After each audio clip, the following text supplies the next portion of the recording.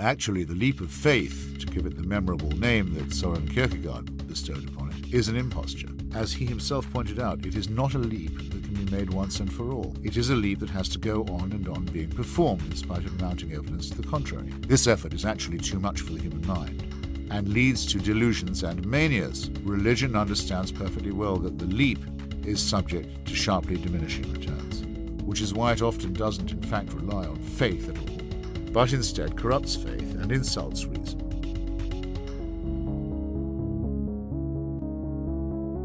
You are listening to A Leap of Doubt, the podcast that celebrates science, secular humanism, and the courage it takes to embrace an evidence-based life of doubt and questioning.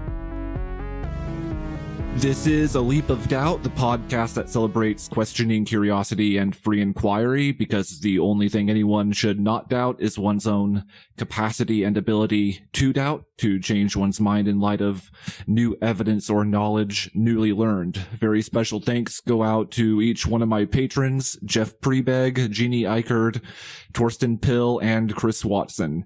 Your support is highly appreciated. This week, I am very excited to have Sarah Nicholson as my guest. Sarah recently graduated from Ryerson University in Toronto with a bachelor's in mechanical engineering. She is also a freelance graphic designer and activist who writes and speaks about feminism, environmentalism, and emotional intelligence, among other things. According to her website, her goal is to work in a field that focuses on regenerative environmental engineering, taking sustainability one step further by supporting regenerative practices. Fun fact, Sarah is also the one who designed the image graphic and logo for this podcast. Welcome, Sarah. I'm really excited to have you on today. Hi, Nathan. I'm so excited to be here. Now, before we get into some of the heavier topics or the meat of the discussion, let's talk about a few of the things I've just mentioned that you're doing, as well as a little bit of your backstory. What kind of mechanical engineering do you do? I take it there's several different areas of focus and expertise. Yes, there are quite a few. I tend to focus on as many of them as I can because I find them all so interesting. My official focus, though, is in thermofluids, so thermodynamics and fluid dynamics, which is mainly the generation and use of electricity, heat, and water. Interesting. What is regenerative environmental engineering? The word regenerative environmental practices I've learned through the process of my brother learning about sustainable agriculture. So it's kind of it's my homage to the sustainable agriculture practices that are being done around the world, where we take something that is turning into desert or something that we can see as degrading environmentally, and then you try and stop the degradation and then also improve it. So you actually get back into being carbon positive, and you try and create more biodiversity and green spaces than you had even before. So that's something that is very, very, in a small sense, being applied so far in engineering. So I'm sort of exploring how far we can take engineering beyond just sustainability. So beyond just, reducing our emissions and improving other environmental factors, to also then see if we can improve the world from where it was before we started living in it. My next step, which is sort of unannounced so far, is going to be a Master's of Science starting in September, and it will be working with Professor Dworkin at Ryerson University, who focuses on sustainable energy production. So it'll be within that realm. So there's a lot of really exciting projects in that area. Yeah, it sounds like it's almost more than just preventative measures, but also trying to find ways to improve our habitat in the space we live in. Yes, exactly. You have described your journey on other podcasts. I recently listened to you on Justin Clark's Reason Revolution, and Justin, of course, has been on my show as well. I thought that was a really great interview, and in that episode, you described your journey at one point in the discussion as sort of a microcosm for trends in the public at large, for the way that beliefs and perspectives and the way we understand each other is kind of evolving. Maybe get into a little bit of your backstory and where you came from. Yeah, I think one of the things that I tend to do is try out most, if not all, of the different political and belief systems that there are. So religiously, your listeners may have heard that interview or so I'll be brief, but I was born and raised as a missionary, a fundamentalist Christian missionary. So I was born in Brazil, and I lived there till I was about 10 or 11 and grew up in that very strange cultural situation of being an outsider in everywhere that I went, because we were sort of the nomadic missionary traveling type. And so I grew up with very fundamentalist religion. Brazil felt very much like my home, as much as, we were a bit of outsiders there. We spoke some of the language and some of our own, and met with people from around the world who were missionaries there. And then my parents moved us to Canada, and we grew up in sort of a Bible Belt small town in Ontario, where I sort of learned a new culture and became engrossed in that. I spent my high school there. My family moved away, and I ended up living on my own when I was 16, and I learned a lot of stuff really, really quickly then. And that forced me, it was like uprooting a plant, and I had to sort of crawl myself back to where I wanted to grow and figure out my own soil and start to sort of create my future and my life. And so that was when I lost my fundamental religion, and I went through phases of sort of New Age, Buddhist. I did quite a few years of a huge focus on meditation, which led me into Sam Harris and other podcast work. And then that sort of led me into more libertarian political points of view. And then I moved to university and became really engrossed in the scientific community, and had my first experience in the city, living in Toronto. So that was sort of my third culture. And then also visiting British Columbia, which is our version of California up here in Canada. So I got sort of a hippie naturalist culture there as well. Through each of these, significant environmental changes and where I'm living, I've noticed that my views and morals and goals for the world have been continuing to change. So what I find really fun about it is I have a reference within myself for why someone might go from being Christian to not Christian, or being libertarian to being more liberal, or then, I was quite conservative for a while when I was in a small town. And so I have some sense of reference for myself, although I might be overly applying it to other people. I'm sure it just applies within my own context. I really like the microcosm idea, because in the past, since the emergence of the internet, we've become more of a global society, and globalization has really taken hold and is shaping people's understandings and worldviews in dramatic ways. And it's really amazing how much you learn when you're forced to learn. Yes. I really like your focus on empathy. Living in all these different cultures, I think, facilitates a person's ability to empathize. And we're going to be talking in the main part of our discussion about sexism in STEM education and STEM fields. But at the outset, I think it's really important to bring up something you've brought up on your blog. You wrote what I think is a really heartfelt and important piece. Our Obstacles Are Diverse is the title. I thought you brought to light in that piece the importance of not limiting ourselves to any one particular social or economic barrier, and that if we go that route, we run the risk of decreasing our ability to empathize with the hardships people face in their lives, lives which represent different contexts than those in which any one individual's experience makes them literate and familiar. To quote from your article, we can be concerned about each other's issues at the same time, and the activism of one group cannot undermine the activism of another. Thank you for reading that. That's really special.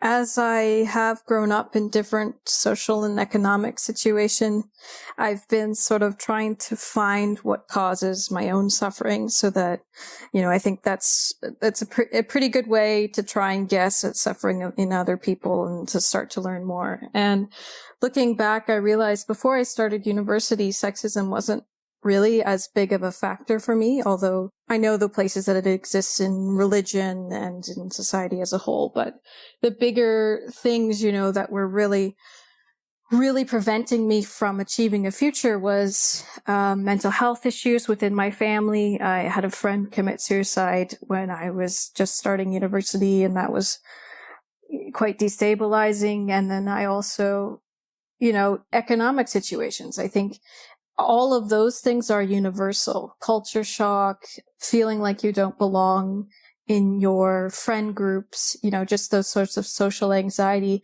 I just saw that in every single person, regardless of where they were or who they were.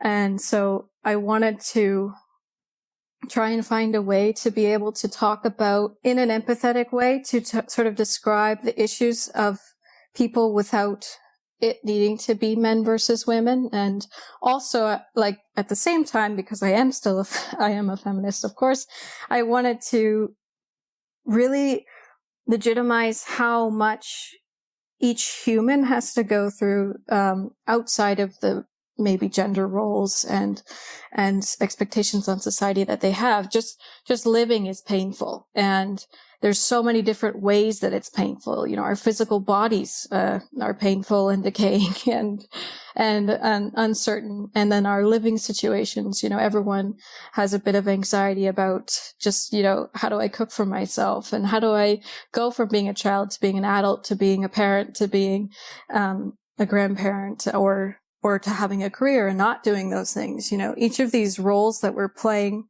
have really complex and vast factors that make them difficult.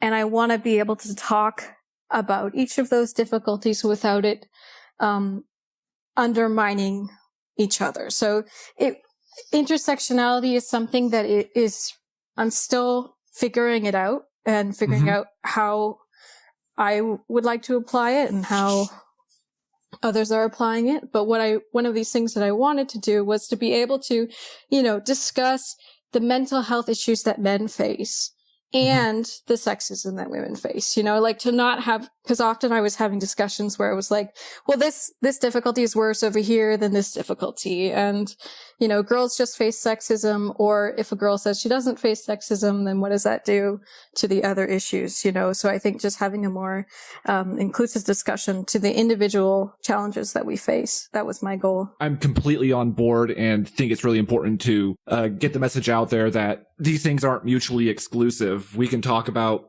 men's mental health issues, and we can talk about the sexism that women face in these fields at the same time with equal importance.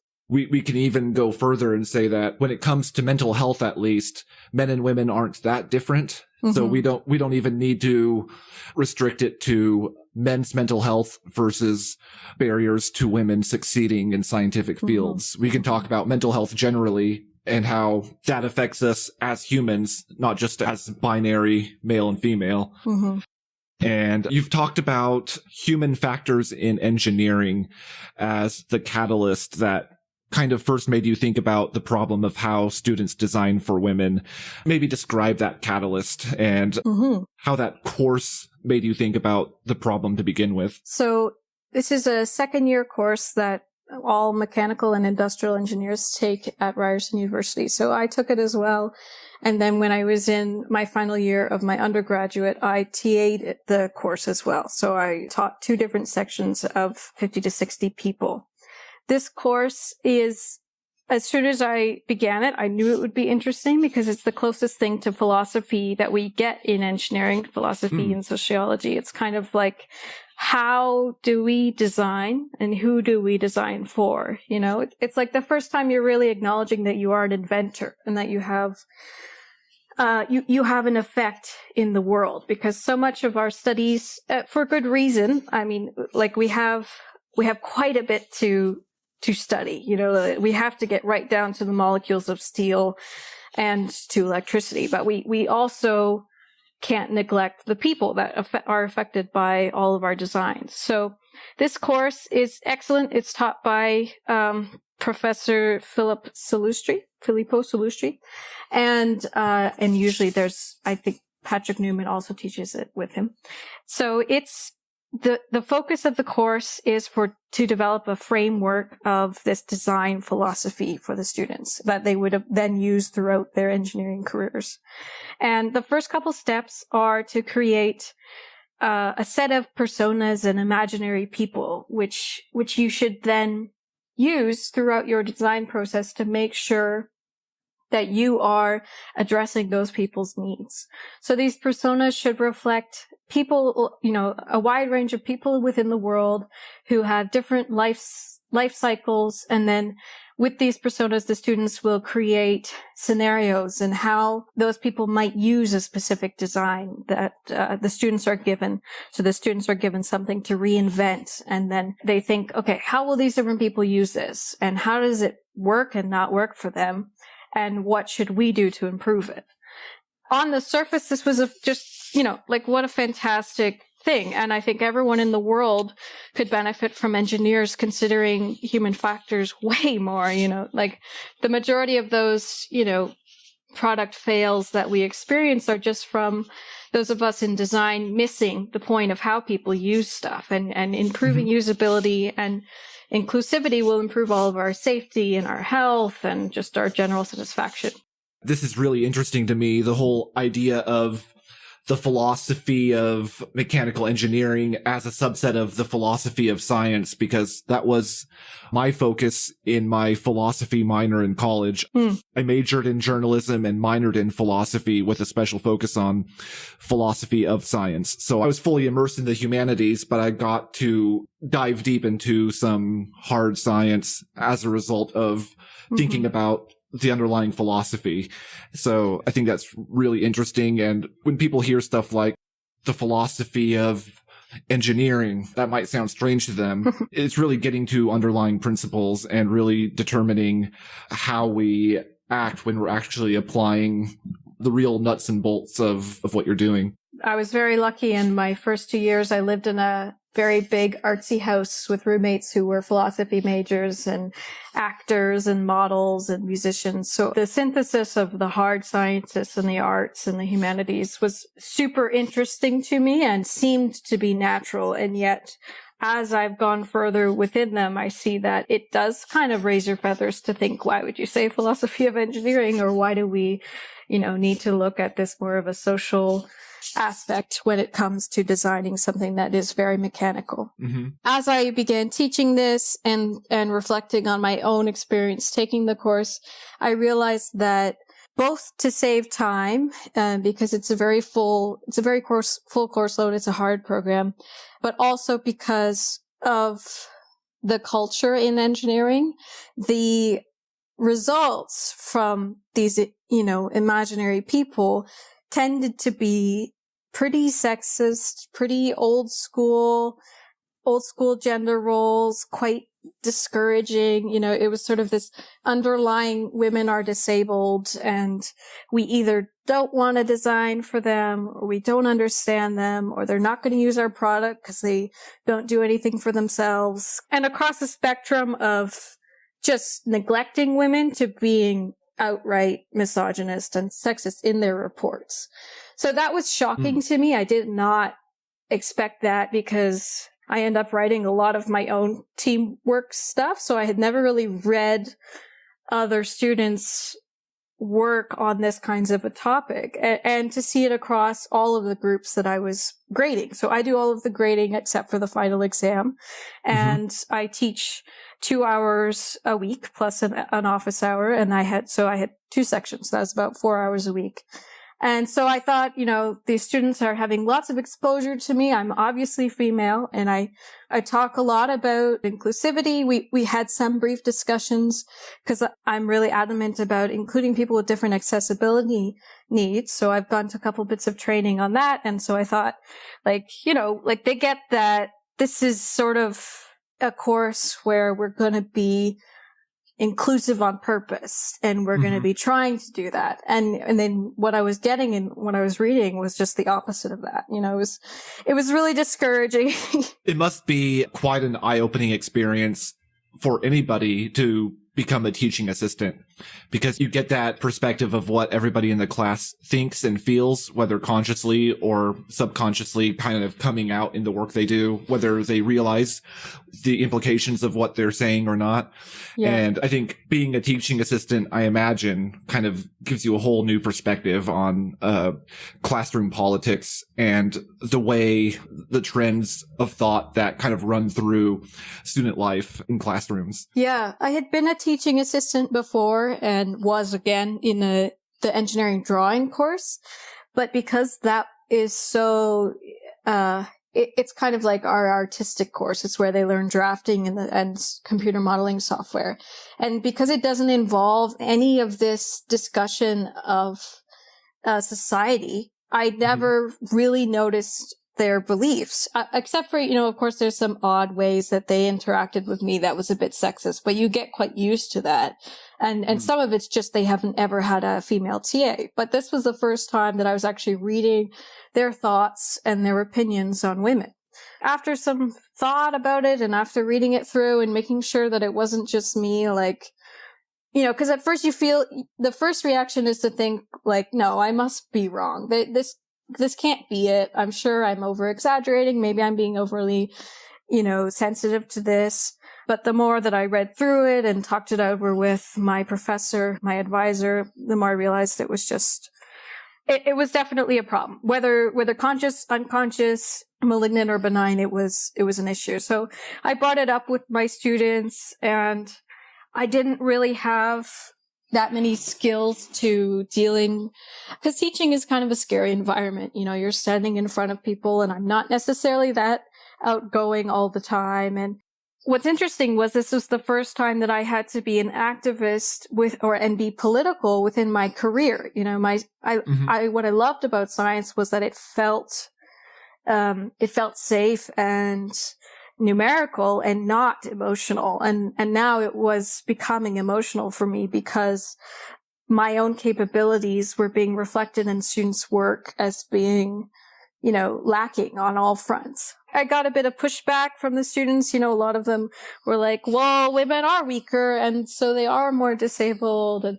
it was just sort of a mess. So from there, what we realized was this course, engineering in general, but mainly this course really needs some attention. So that's my research position this summer. We've gotten a grant from the university to research how gender differences should be applied in design, how they appear, how we should use them. And then also I'm going to be developing course material and assessments and ways to figure out how to put this within the students so that we can start to address these ideas. The idea is to develop an explanation into how we can include the biological differences between men and women and acknowledge those differences to be in line with what the hard science and the facts say, and yet do so in a non-sexist way. Yes.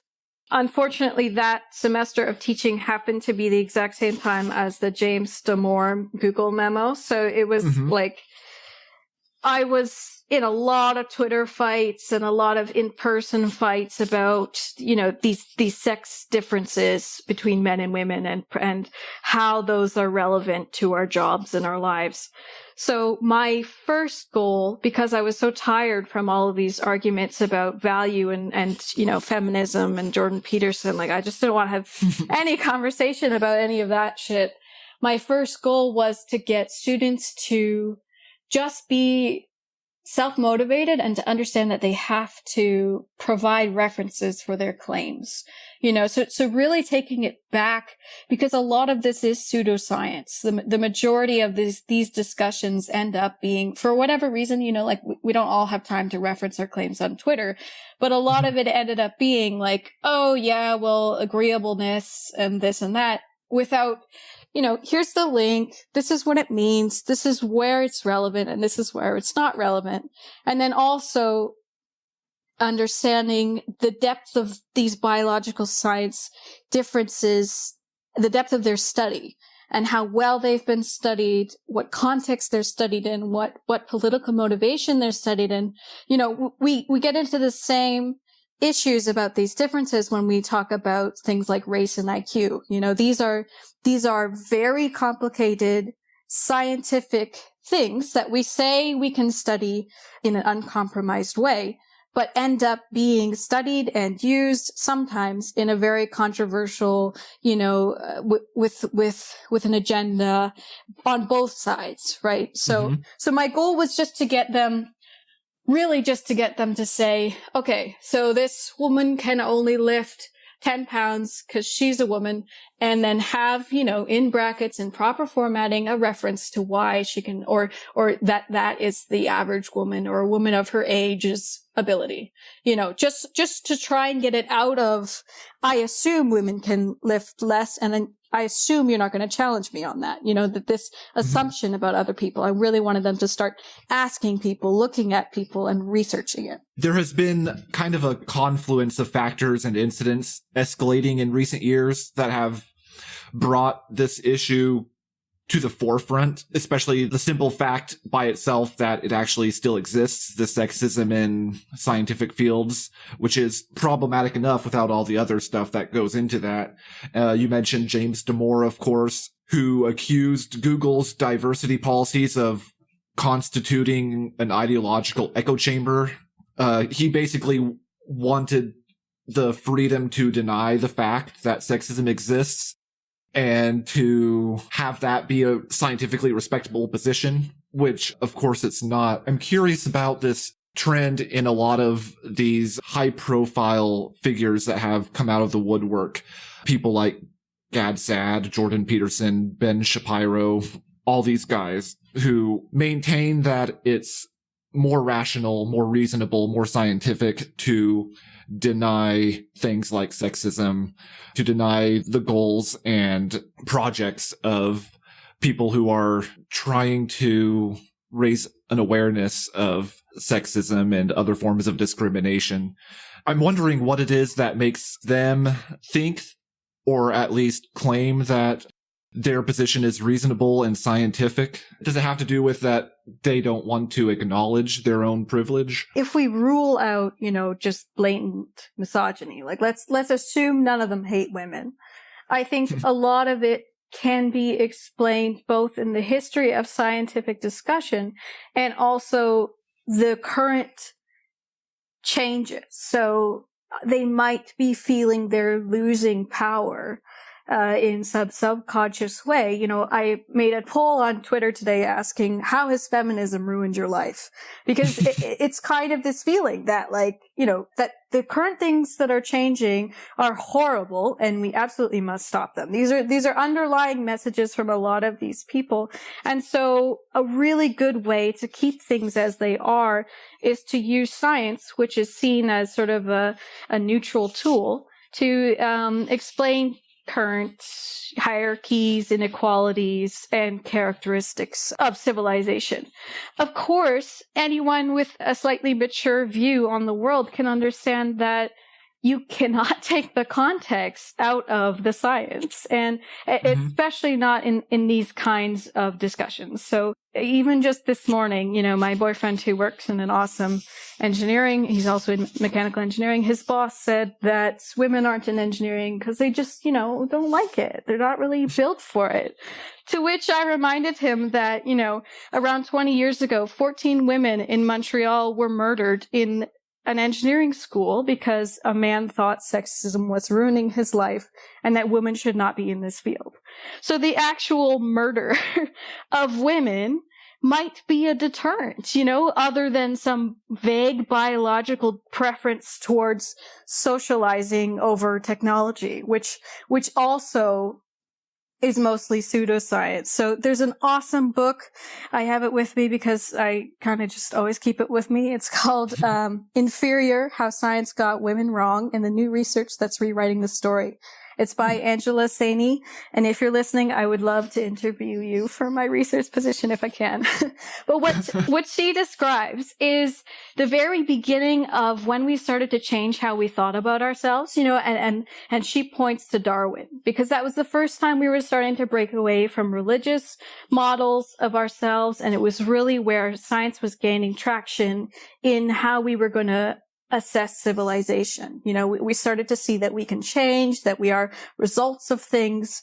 And Darwin was a horrible sexist, you know, at least when it came, if you consider sexism to be, which I do, the assumption that women are totally incapable, just biologically.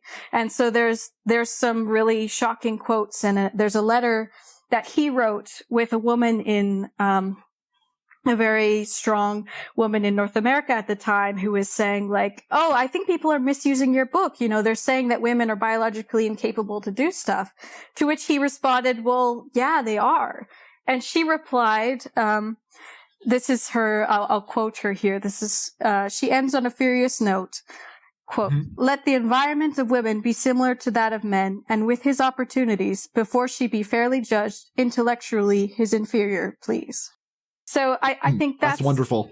Yeah, I think, and yet that was happening way back then, you know, and we're still having this very similar, you know, it's those of us who understand a bit of humanities or sociology or politics shaking our fists saying like, why aren't you understanding the history and the oppression of these different minority groups that you're trying to, you know, assume can be like mouse rats in your study to explain the social and the culture and the politics. You know, it's like, it's very frustrating. And I think it's simple. And I think it really makes it easy for you to not have to do any of the uncomfortable self-development work that we are all having to do now, you know, so acknowledging your privilege is an awful thing to do. Like, it feels terrible sometimes. Like, once you get used to it and you're like, okay, this actually doesn't threaten my sense of power or my place in the world, but it does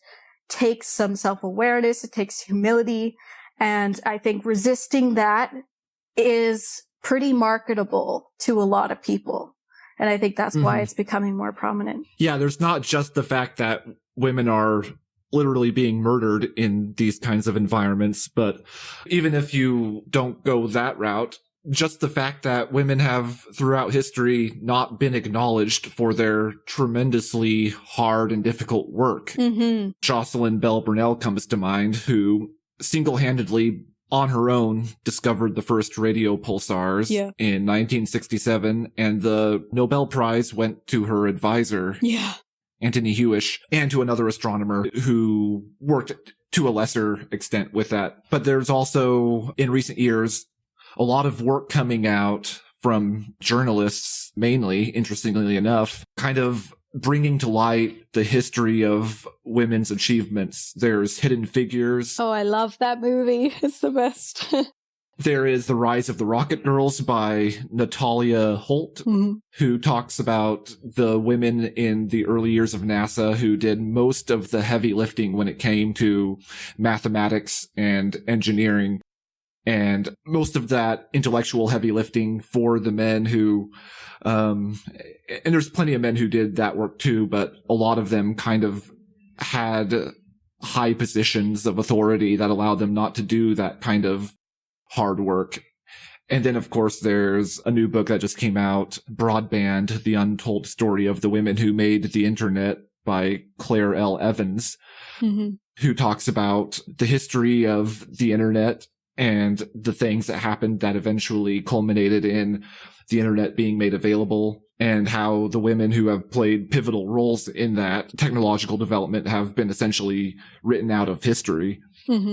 So there's the fact that women's lives are in danger, and on a less extreme note, there's the fact that women just aren't being acknowledged for their hard work. Yeah. I think it's so knee-jerk to kind of assume that women aren't capable in certain fields that, like, we don't even really notice it. I think both men and women tend to do these things too, you know. So sometimes I notice myself, I will undervalue my work just because I feel like, oh, maybe I'm not as good, you know, just because of my own insecurities about being a woman in science. And even recently when I won the Canadian Congress of Applied Maths Award for my work in thermal fluids. And as I was walking to the event, my really good friend, he he met me and he said, "Oh, which award are you winning?" And I said, the Canadian Congress of Maths Awards, and they give out two. So one is for thermofluids and one is for solid mechanics, which is another area of mechanical engineering.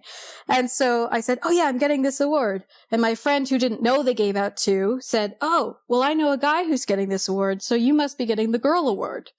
And I thought, like, wait, what's the girl award? What does that mean? Wow. And I confronted him on it, and he was really apologetic. And he said, like, of course I didn't mean that you were somehow incapable of competing with him, but it's just like, oh, you must have got some girl thing or something, like a lot of our work is categorized as different in science, which was supposed to be, like free from bias or categorization, so this is what ends up happening. And it's so discouraging. I've just finished my undergrad and I'm about to start my master's and I'm just dreading it. I told my supervisor before I even started that I don't know how much more I can take this socially. And I haven't even started, I'm starting some work in engineering already, but I haven't really had like a 20-year career, and you think of how tired and wore down you are.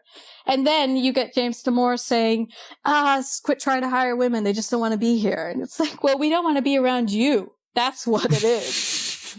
This is another one of the things that bug me, I really believe women are naturally, just as much as men, super interested in science. I was so lucky because, for sure, because I grew up in the Amazon, I was not at all influenced by pop culture. We didn't really have TV or internet or any sort of magazines for a really long time. So I was sort of like naturally able to develop my interests, and my parents were pretty free and just sort of let me do whatever.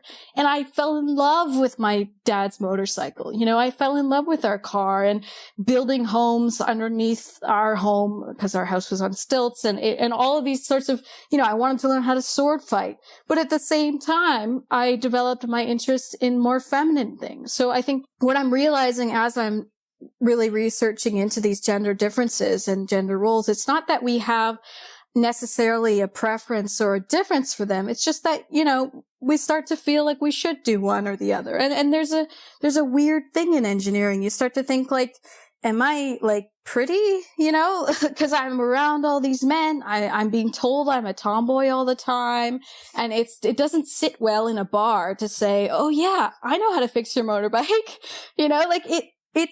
It's a weird thing to fit into socially. And socially, we are all, especially at our young ages, when we're trying to find love and figure ourselves out, we're very sensitive to those sorts of messaging.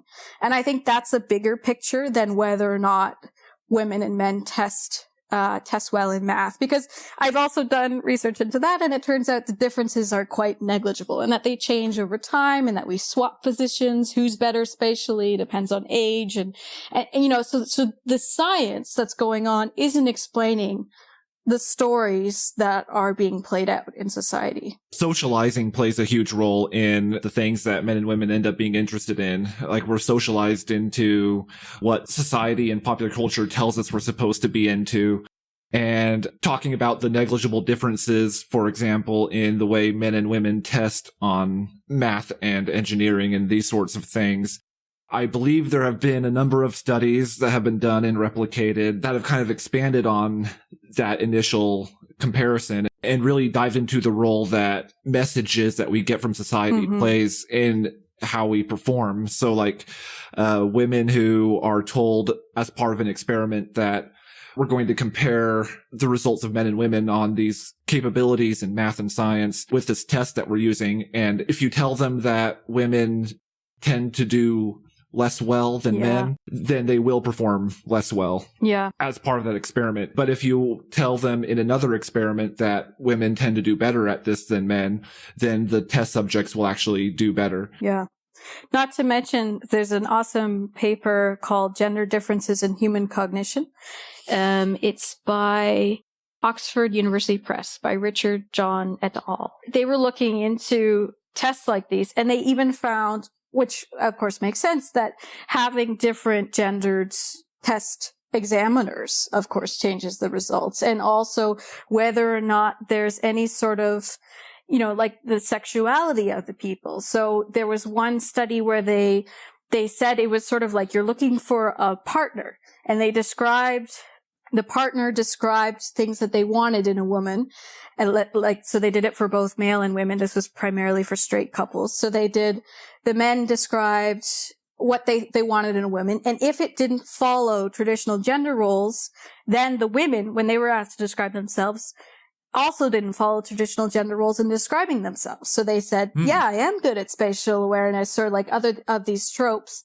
And then also they had to do a cognitive test right after that. So the women who were being potentially mated with men who didn't follow traditional gender roles did better on cognitive tests than women who were looking for a mate with someone who had traditional gender roles. So that's sort of a study of just even our own performance being affected by who we want to like us, which is, it's just showing that when we have discussions about our capabilities, I think in general, we should really be more open to what feminists have been saying for a really long time about social and cultural reasoning. And I think it says something troubling about our society that, as you kind of alluded to with your example earlier, men have a problem asking women in a bar or in some other social setting for help fixing their motorcycle or fixing their car. It says something troubling about the way men are socialized into the roles they're supposed to fit into. Yeah, and I don't want to speak for men here, but I've been around a lot of them, and I think there is a really legitimate existential crisis on finding a sense of purpose. Women are, for better or for worse, told we're childbearers, so even though now women are having to struggle to say, no, I want to not be a childbearer, or I want to be this and something else, I think men historically have not really had that really pure and obvious biological purpose. And even, there's like those threatening studies where they say, do we even need, the Y chromosome? I think we could do this without them and just reproduce, on our own. But I think they've kind of understandably had to hold on to whatever they felt was their purpose. So, a lot of people culturally and socially are told my purpose is to be the car fixer, or like in the apocalypse, I'm going to be the one with the guns and whatever. And so when a woman wants to be able to do that too, they feel really threatened. And I get that. But I also think we all have to face our vulnerability of not really having our own purpose. And, we all have to face things that some people are better at than us. And they might be a man or a woman or someone with different abilities or someone of a different minority. I know this research project you've embarked on is new and you're just starting to ask these questions. So I don't know how much headway you've made, but have you come across any insights or any at least tentative answers to the question of how do we include the valid science? How do we talk to students about women who have different capabilities without them considering women to be less capable? And how do we identify those different capabilities? It's an extremely complicated problem that I'm having a lot of fun unraveling with lots of different people. So I'm meeting with many different people who work within our different support services at Ryerson University and people who study in different fields as well as my own. And what's really becoming clear from everyone that I talk to is that the focus needs to be less on gender or sex-based differences when that's not relevant, and more on, the differences in whether a person needs glasses or not glasses if you're making something that's site-based. So really getting back out of our perceptual differences and trying to find a more realistic view of society. So how to actually communicate that, it's going to be a bit tricky because there is a tendency even within myself to want to make it, I obviously want all of these students to start to respect women more. But something you have to learn as you're teaching is that a lot of their beliefs are not affected by your teaching because they have social lives, and that's they come from different cultures and religions, and that's really what's building their values. So how do we fit this in a professional context, this sort of ethical role? And so I think the biggest thing right now that we're doing that I just started is sort of develop within the students, their own sense of what is their duty as an engineer to society, and also for them to develop on their own. So this would be like the first week they answer these questions, and then the last week they judge their performance based on their own answer. So what is an engineer's duty to society, and people will have varying ranges of egalitarianism on that. But I think in general, it's, to provide access to technology, things like to improve civilization, to improve civilization's knowledge, to improve the environment, all these different things. And then also for them to ask themselves, when is a gender-based difference relevant and when is it not? So one of the courses that I taught, the project that they were designing was a tire changer. So something that would help any driver change the tire. And most of them, of course, focused on men because this is seen as a greasy sort of a thing. But actually in the States, you have more female drivers licensed than men. It was about 51% in the last study that I saw.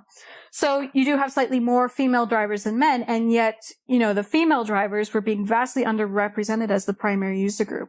So another thing that I've been doing in this research has been qualitative and quantitative analysis on their past reports, just to try and, some of us are willing to admit that there's sexism in engineering, and so, to try and just give some meat to it, really just for the trolls, and to try and also it's a good way to gauge our success in the future. So I've broken down the demographic representation that they've put into their personas, and my initial research has shown that they vastly outrepresent women as mothers and vastly underrepresent men as fathers.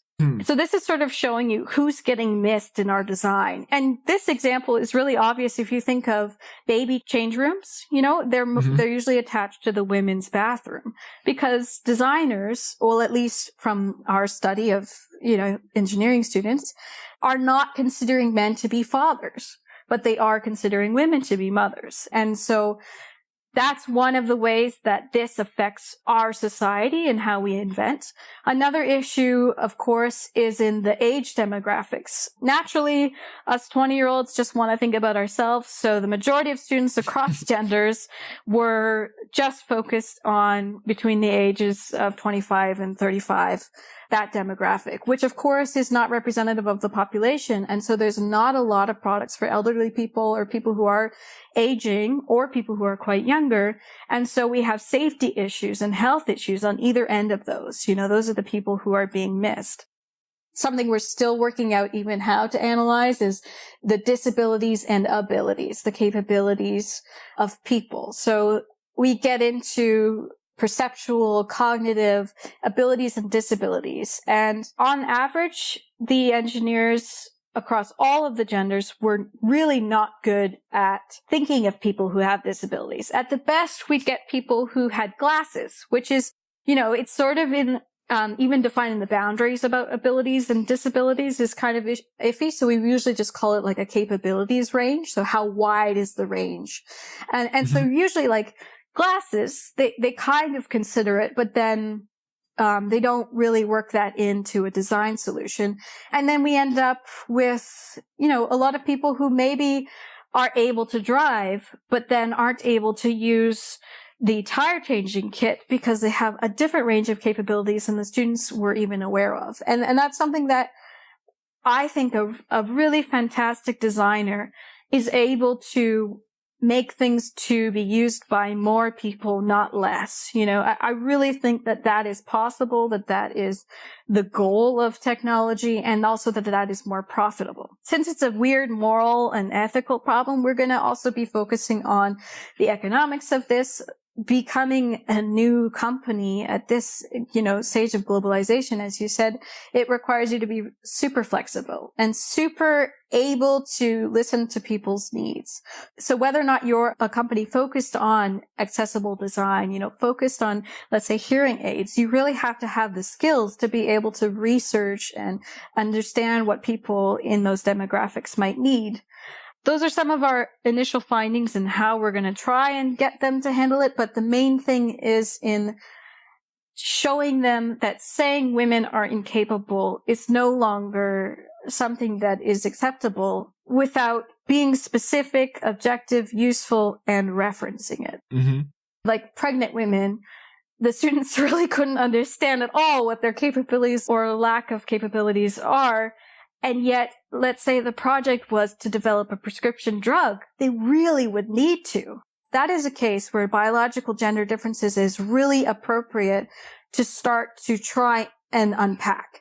But if it's something that's kind of gender neutral, like driving now is, at least in North America, you have to be able to move beyond sexist gender roles, because you're going to have both men and women in your market, and you have to start looking at, okay, wait, what's more important? Can these people bend over? Mm-hmm. Do they have mobility issues, sight issues, perceptual, beyond? That's where gender differences becomes less important and less useful. All sounds fascinating. And another consequence of globalization would be that the so-called or the imagined rift or gap between the hard sciences and the soft sciences is kind of closing. Like, It sounds like with a hard science like mechanical engineering, there needs to be a greater focus on what people like to call the soft science of sociology and kind of wed those two. And this is something that happens in the humanities and the arts as well. I interviewed my friend Tony Reeves about African American and people of color's presence in the movie industry. We used Black Panther as the example of a moment in popular culture that represented potentially a watershed, where a predominantly black cast and black crew created something that made a huge impact on our culture in a relatively short amount of time. And it didn't fit into the kind of entertainment that people of color have been limited to by the Hollywood film industry. It wasn't victim porn. It wasn't presenting stereotypes that appealed primarily to black audiences while also making white audiences feel unthreatened by this pesky notion of equality. I like the idea that this is happening in the hard sciences and in the humanities overall in our society generally. Yes. With my research work, one of the things that we are really trying to get more information about as well is the discussion of race and also of non-binary genders and how those are handled in engineering. And I think that as we start to unravel looking at any one of these inequalities, we can really start to get in the habit of being able to see people outside of the boxes we put them in and to really celebrate the awesome work that they're doing. Black Panther was an excellent example of the fact that, of course, the capability, the creativity, the talent, and the power was there. It was just not allowed to be there. And so if you say something like, oh, well, people of color's movies aren't successful because they're just not as good as other people's movies. Well, that is a similar case to saying why women aren't in engineering, or people of color or people of the LGBTQ community aren't in some of these roles. It's just ignoring the responsibility that we all played in keeping them out of there and placing that responsibility on some imaginary perception of lack, which is not there. And I absolutely love this future that we're all going to be able to, well, I imagine we will. And with work like yours and the rest of us, I think we can open these doors so that we start to get more creative, more technical, more scientific knowledge from wider and wider ranges of people. And that will, I really believe, will improve how we live in this world. That seems like a good positive note to end on. Where can people find your work and follow you if they're interested in these things? My website is Sarah Nicholson. That's NICHOLSON.co, just CO. And I'm also on Twitter, Sarah Nicholson S. So Sarah Nicholson's Twitter. Don't go on there if you want to argue with me, because I'm really done with that. I'll just respond with GIFs or something. I'll post cat photos. I hate arguing on Twitter. Yeah. Well, I love it sometimes. So, I mean, if you really want to, have a yelling match, maybe you can catch me at a good time. Check out Angela Saini's book, Inferior, and I'll try to give you updates. And, of course, listen to A Leap of Doubt. Oh, well, thank Yeah. you. I will put links to your stuff and also the books and papers you mentioned in the show notes as well. Thank you so much for coming on, and it would be great to have you on again in the future to talk about other stuff. Yes, of course. Thank you so much, Nathan. Thank you for listening to A Leap of Doubt. If you liked what you heard, please consider leaving a review on iTunes. If you want to get involved in the kinds of discussion this show is meant to encourage, you can find the official discussion group on Facebook at facebook.com/groups/A Leap of Doubt. You can follow me and get in touch with me on Twitter, where my username is @TheNatheist. Feedback and criticisms are always welcome. The opening clip is an excerpt from the audiobook God Is Not Great by Christopher Hitchens, courtesy of Hachette Audio. Text copyright 2007 by Christopher Hitchens. Audio production copyright 2007 Hachette Audio. Used with permission. The opening and ending music is Jade by Esther Nicholson and is used under license. The audio was edited by Rich Lyons of the Living After Faith podcast. A very special shout out and heartfelt thanks goes out to my 4 patrons, Jeff Prebeg, Jeannie Eichard, Torsten Pill, and Chris Watson. If you enjoy the work I do, please consider becoming a patron on Patreon at patreon.com/A Leap of Doubt.